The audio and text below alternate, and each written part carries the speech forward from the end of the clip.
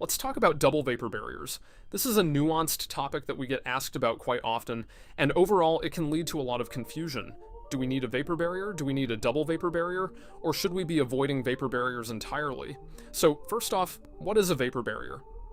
Colloquially, we use the term to refer to polyethylene, basically plastic sheeting that's installed to stop the movement of water vapor, but there are many different types of vapor barriers. And more specifically, a vapor barrier or class 1 vapor retarder refers to a material that has a vapor permeance of less than 0.1 perms of water vapor, which is not very much at all. Basically, that's as vapor impermeable as you can get. Now, as a general rule, we want to avoid a double vapor barrier or vapor retarder scenario, the idea being that we're trapping any moisture that gets into an assembly. It can't dry inwards, it can't dry outwards.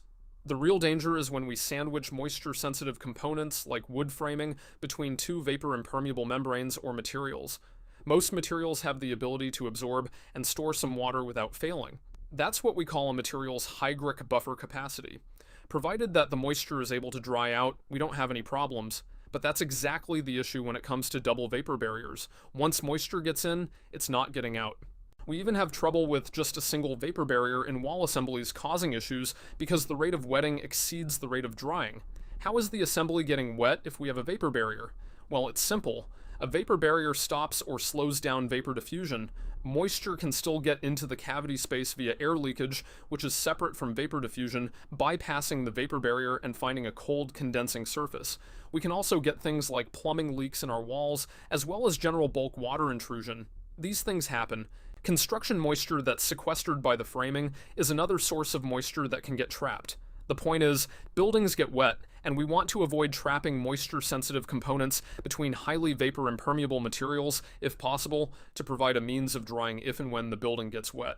Now this leads us to our double vapor barrier scenario, and when we actually need a double vapor barrier. Like I said, this topic is somewhat nuanced. Unvented roof assemblies with exterior insulation need a double vapor barrier, but more importantly, the vapor barrier needs to actually be an air barrier or a vapor-impermeable air barrier.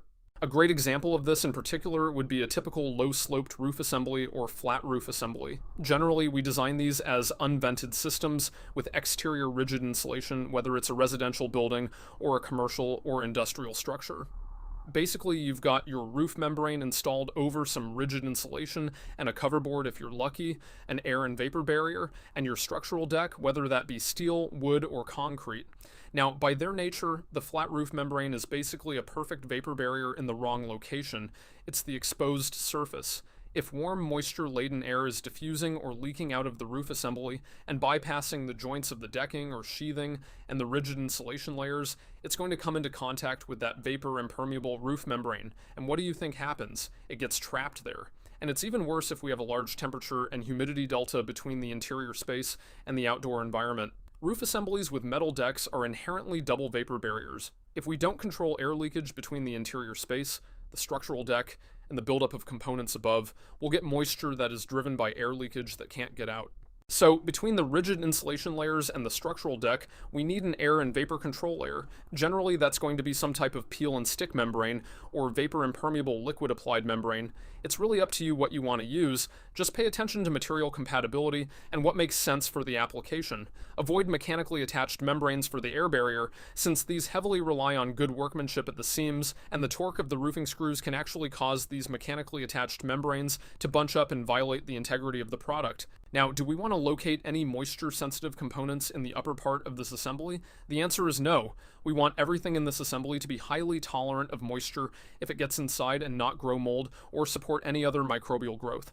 Do we want to use green organic water-based adhesives? No. Do we want to use plywood or OSB as a cover board? No. Do we want a cellulose facer on our polyiso?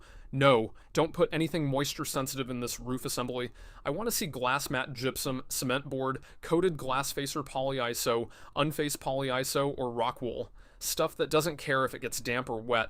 In a wall assembly, there are only a couple of scenarios that come to mind where you'd ever want some form of a double vapor barrier, but it's more or less limited to the actual composition of the system. IMPs, or insulated metal panels, come to mind, where the nature of this product is basically a double vapor barrier with rigid insulation in the middle. Each side of these panels has a thin metal facer, which is highly impermeable. We use these for cold storage buildings, and specifically for the cold storage enclosure, We actually have a video discussing this, which you can go and watch up here.